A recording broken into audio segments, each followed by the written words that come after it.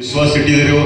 ನಮ್ಮ ತಂದೆ ತಾಯಿ ಆಶೀರ್ವಾದದಿಂದ ಇವತ್ತು ಪ್ರಕಾಶ್ ಅಣ್ಣ ರಾಜಕೀಯದಾಗಿ ಇವತ್ತ ಶಾಸಕರಾಗಿ ಲೋಕಸಭಾ ಸದಸ್ಯರಾಗಿ ಈಗ MLC ಆಗಿ ದಿಲ್ಲಿ ಪ್ರತಿನಿಧಿಯಾಗಿ ಈ ಭಾಗದಾಗ ಒಂದು ಒಳ್ಳೆ ಸೇವೆ ಮಾಡ್ಕೊಂಡು ಬಂದಿದ್ದರು.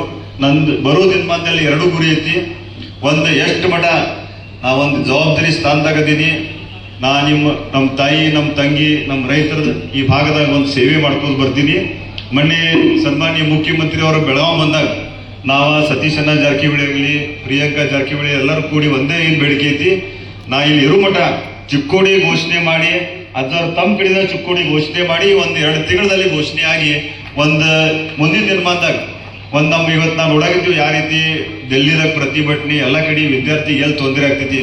ಮುಂದಿನ ಇವರು ಹುಡುಗರು ಚಿಕ್ಕೋಡಿ ಜಿಲ್ಲೆ ಘೋಷಣೆ ಆದ್ಮೇಲೆ ಒಂದು ಮೆಡಿಕಲ್ ಕಾಲೇಜ್ ಆಗಲಿ ಇಂಜಿನಿಯರಿಂಗ್ ಕಾಲೇಜ್ ಆಗಲಿ ಸಾಕಷ್ಟು ಹಲವಾರು ಅಂದ್ರೆ ಒಂದು ಜಿಲ್ಲಾ ಆದ್ಮೇಲೆ ಇವೆಲ್ಲ ನಮ್ಮ ಚಿಕ್ಕೋಡಿಗೆ ತರಕ್ಕೆ ಅನುಕೂಲ ಆಗ್ತೈತಿ. ಯಾಕಂದ್ರೆ ನಮ್ಮ ಹುಡುಗರು ಇವತ್ತು ಮಂಗಳೂರ ಉಡುಪಿ ಬೆಂಗಳೂರು ಹೋಗುವಂಥ ಪರಿಸ್ಥಿತಿ ನಿರ್ಮಾಣ ಆಗಬಾರ್ದು. ಇಲ್ಲೇ ಆದ್ಮೇಲೆ ನಮ್ಮ ಕಡೆ ಏನು ಸಾಧ್ಯತೆ ನಾವಿಲ್ಲಿ ಅಭಿವೃದ್ಧಿ ಮಾಡ್ತೀವಿ. ಪ್ರಭಾಕರ್ ಕೋರಿ ಅವರು ಹೇಳಿದ್ರು ನಾವೇನೇನು ಅಭಿವೃದ್ಧಿ ಮಾಡಿದೆವು. ಈದ್ ಬಿಟ್ಟು ಬರುವ 6 ತಿಂಗಳಲ್ಲಿ ವಿಶೇಷ ಚಿಕ್ಕೋಡಿ ಈಗಾಗಲೇ ಬಜೆಟು ಸ್ಯಾಂಕ್ಷನ್ ಆಗೈತಿ.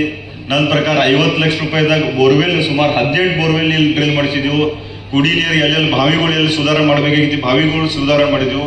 ಇನ್ನು 20 ಕೋಟಿ ರೂಪಾಯಿ ವರ್ಕ್ ಟೆಂಡರ್ ಆಗಿ ಇನ್ನು ಕೆಲಸ ಆಗಬೇಕಾಗೈತಿ. ಸುಂದರ್ ಚಿಕ್ಕೋಡಿ ಯಾಕಡೆ ಇಲ್ಲಿ MP ಅವರ ನಾವು ಕೂಡಿ ಮುಂದಿನ ದಿನಮಾನದಾಗ ಈಗ ಹೇಳಿದ್ರು ಕೋರ್ಟ್ ನಿರ್ಮಾಣ ಆಗಲಿ, ನಮ್ಮ ಸರ್ಕ್ಯೂಟ್ ಹೌಸ್ ಆಗಲಿ, ಟ್ರೀ ಪಾರ್ಕಿಂಗ್ ಮತ್ತು 2 ಕೋಟಿ ರೂಪಾಯಿ ಸ್ಯಾಂಕ್ಷನ್ ಮಾಡಿದೆವು. ಇಷ್ಟೆಲ್ಲ ಕೆಲಸ CPI ಆಫೀಸ್ ಹೊಸದಾಗೈತಿ, ADHO ಆಫೀಸ್ ಹೊಸದಾಗೈತಿ.